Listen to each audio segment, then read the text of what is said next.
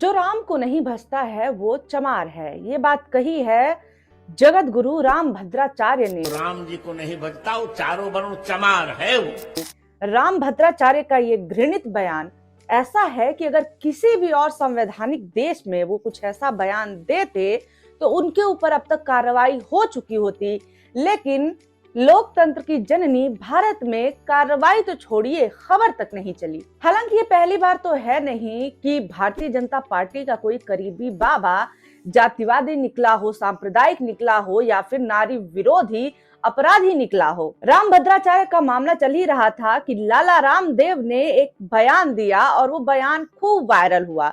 एक मंच पे लाला रामदेव इस बात पे भड़के हुए हैं कि लोग उन्हें ओबीसी क्यों कहते हैं। इस वायरल बयान में वो मंच से कहते हुए नजर आ रहे हैं कि मैं अग्निहोत्री ब्राह्मण हूँ, मेरा मूल गोत्र ब्रह्म गोत्र है। लोग कहते हैं बाबा जी आप तो ओबीसी हो, मैं द्विवेदी हूँ, मैं त्रिवेदी हूँ, चतुर्वेदी हूँ, क्योंकि मैंने चारों वेदों की पढ़ाई की है, मैं ब्राह्मण हूँ। ओबीसी कराए अपनी ऐसी तैसी। सत्ता के दलाल ये पोंगा पंडित कुछ भी बोल करके निकल जाते हैं, लेकिन शुक्र है कि अभी भी थोड़ा बहुत देश में संविधान जो है वो बचा हुआ है कि इन्हें सफाई देनी पड़ जाती है। राम भद्राचार्य के बयान से सवर्णों की चालाकी नजर आती है, तो वहीं जो रामदेव ने सफाई दी है उससे उनका राजनीतिक दोगलापन नजर आता है। राम भद्राचार्य बड़ी चालाकी के साथ सफाई देते हैं कि मैंने यहाँ पे चमार जाति सूचक शब्द नहीं बोला है, चमार से मेरा मतलब है कि जो चमड़े का काम करता है।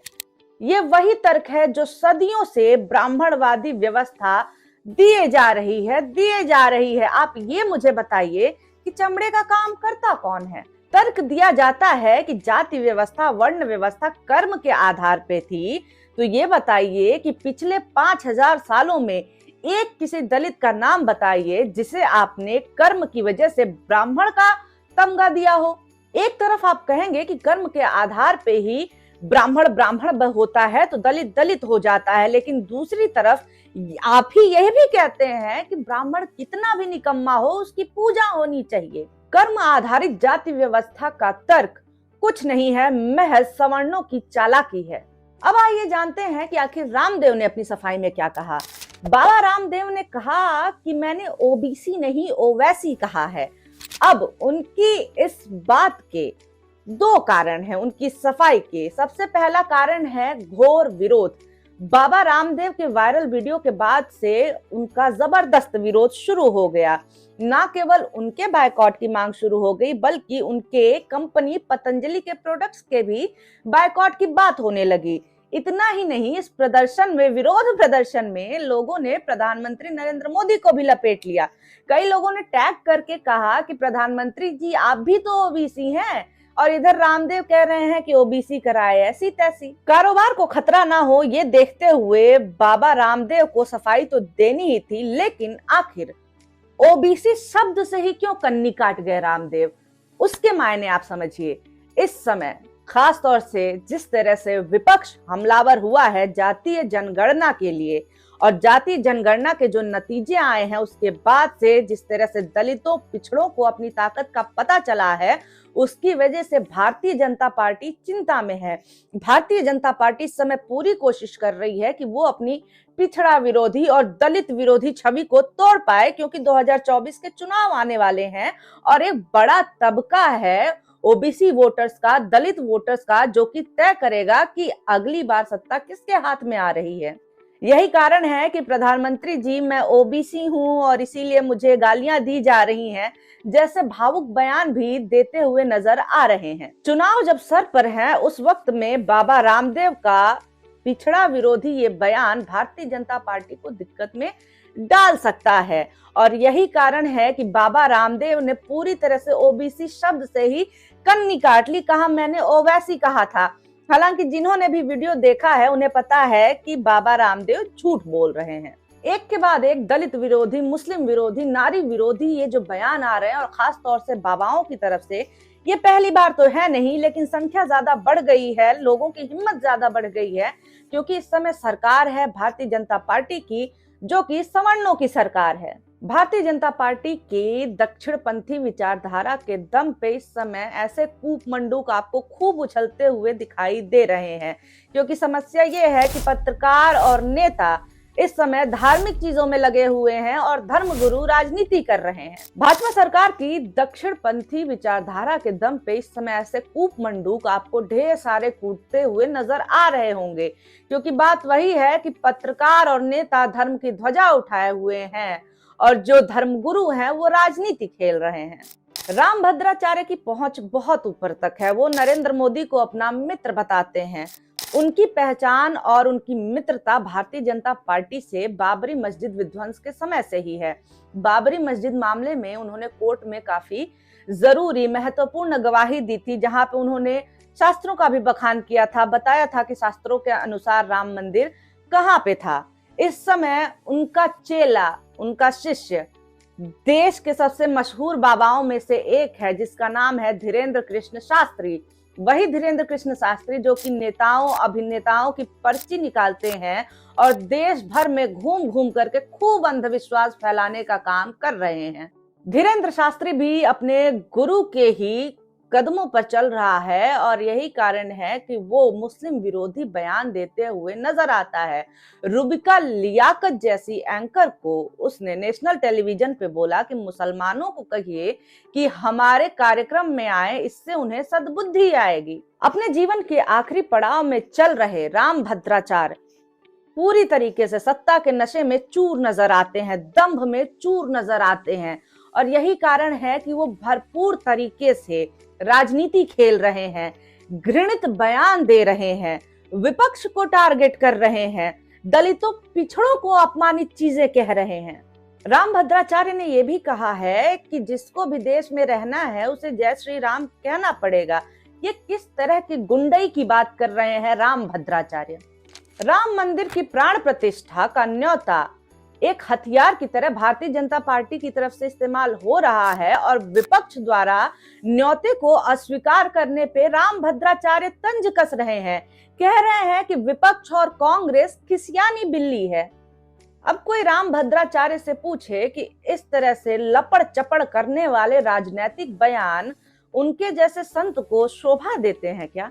रामभद्राचार्य इस बात पर मौन है कि देश में साधु संतों का एक बड़ा तबका है जो कि राम मंदिर की जो प्राण प्रतिष्ठा हो रही है उस कार्यक्रम का विरोध कर रहा है। बार बार सवाल पूछे जा रहे हैं कि शास्त्रों के खिलाफ जाकर के प्राण प्रतिष्ठा का कार्यक्रम क्यों किया जा रहा है। शंकराचार्यों ने इस कार्यक्रम में आने से मना कर दिया, बहिष्कार कर दिया। क्या इस बात पे रामभद्राचार्य कुछ बोलेंगे? रामभद्राचार्य जो कि विपक्ष पर राजनीति खेलने का आरोप लगा रहे हैं और विपक्ष को एक भाजपा कार्यकर्ता की तरह उल्टा पुल्टा सुना रहे हैं, वो क्या इस बात पे जवाब देंगे कि आखिर किस बात की हड़बड़ी है कि 2024 के चुनावों से पहले ही मंदिर का उद्घाटन करना है? क्या रामभद्राचार्य इस कार्यक्रम को राजनीतिक इवेंट मानते नहीं हैं या फिर राजनीतिक इवेंट मान करके उसका फायदा उठाने की कोशिश कर रहे हैं? अभिमुक्तेश्वरानंद सहित बाकी शंकराचार्यों ने भी कहा कि शास्त्र सम्मत तरीके से प्राण प्रतिष्ठा नहीं हो रही है, आधे अधूरे मंदिर में नहीं होनी चाहिए, लेकिन भारतीय जनता पार्टी को छोड़ करके बाकी सब के सब हिंदू विरोधी हैं।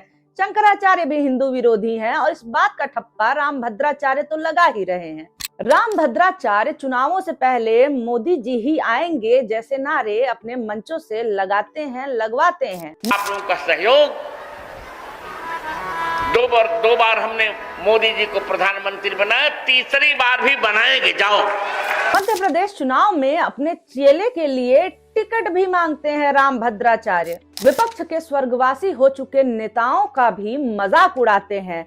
मरे मुलायम काशी राम, जोर से बोलो जय श्री राम, इस तरह के नारे भी रामभद्राचार्य ने अपने मंचों से लगवाए हैं। रामभद्राचार्य के इस बयान से कि जो राम को नहीं भजता वो चमार है, इससे न केवल दलितों का अपमान हुआ है, पिछड़ों का अपमान हुआ है, बल्कि इससे ये भी पता चल जाता है कि ज्ञान की बातें करने वाले रामभद्राचार्य के पास ज्ञान कितना कम है। देश में ऐसे कई संत हुए हैं जो कि राम को नहीं मानते थे, ऐसे कई संत हुए हैं जो कि अनीश्वरवादी थे। बाकी तो छोड़ ही दीजिए, स्वयं हिंदू धर्म में ऐसे कई पंथ हैं जो कि राम को अपना इष्ट नहीं मानते हैं, वो राम को नहीं भजते हैं। रामभद्राचार्य के तर्क के अनुसार तो कबीर भी सम्मान के लायक नहीं है, क्योंकि वो राम को नहीं भजते हैं, अनिश्वरवादी हैं। और योगी आदित्यनाथ जिस पंथ के सन्यासी हैं, उसके स्थापक गोरखनाथ जीवन भर असमानता से लड़ते रहे। गोरखनाथ भेदभाव के खिलाफ बोलते रहे। उनकी छत्र छाया में तमाम मुस्लिम संत, फकीर फले फूले। क्या वो गोरखनाथ भी अपमान किया जाना चाहिए उनका, क्योंकि रामभद्राचार्य ने कह दिया है कि जो राम को नहीं भजता उसका अपमान करो। साधु संतों फकीरों की तो बात ही छोड़ दीजिए। रामभद्राचार्य जिस राम की बात कर रहे हैं, वो भगवान राम खुद इनकी इस बात का विरोध करेंगे। भगवान राम जो कि कहते हैं कि सब मम प्रिय सब मम उपजाए, सबसे अधिक मनुज मोहि भाए, कि सब मेरे ही पैदा किए हुए हैं, सब मेरे ही बच्चे हैं, मुझे मनुष्य ही सबसे ज्यादा पसंद है। राम भेदभाव की बात नहीं करते हैं, लेकिन रामभद्राचार्य राम के नाम पर इस समय भेदभाव की बातें कर रहे हैं। और उनका बस चले और जैसा उनका दंभ इस समय नजर आ रहा है, वो राम को भी अपमानित कर दें और कह दें कि ये चमार की श्रेणी में आते हैं। सत्ता के नशे में चूर रामभद्राचार्य किसी को भी कुछ भी बोल जा रहे हैं। ये रामभद्राचार्य का दंभ ही है कि वो गौतम बुद्ध के खिलाफ अपमानित टिप्पणी करते हैं। रामभद्राचार्य कहते हैं कि गौतम बुद्ध ने देश को नपुंसक बना दिया। ये बात मोदी जी समझ नहीं पाए। अपने एक व्याख्यान में रामभद्राचार्य ने कहा है कि गौतम बुद्ध देश को अनिश्वरवाद की तरफ लेकर के गए, इसी कारण देश पीछे चला गया, देश में लोग दुखी हो गए, और यही कारण है कि हम प्रसन्नता में पहले नंबर से 144वें नंबर पे आ गए। अब आप इस तर्क का सर पैर ढूंढिए, लेकिन आप ये भी समझिए कि रामभद्राचार्य इस समय किस मानसिकता से जूझ रहे हैं। रामभद्राचार्य के बयान को तर्क की तरह इस्तेमाल करते हुए कुछ लोगों ने कहा कि आप जिन शास्त्रों की बात कर रहे हैं उनके हिसाब से तो आपका अंधापन भी आपके पाप का नतीजा है, इसका मतलब कि आप पापी हैं। अब आप देखिए, एक जाति के खिलाफ नफरत उगल रहा है तो दूसरी तरफ उनके खिलाफ लोग विकलांगों के खिलाफ नफरत उगलने लगे। रामभद्राचार्य जैसे लोग इसी तरह से जहर बो रहे हैं और जवाब में उन्हें जहर ही मिल रहा है। रामभद्राचार्य और रामदेव जैसे बाबाओं को पता है कि अपना धंधा चलते रहेगा जब तक एक ऐसी सरकार है, एक ऐसी सत्ता है जो कि दलितों पिछड़ों का अपमान करती है।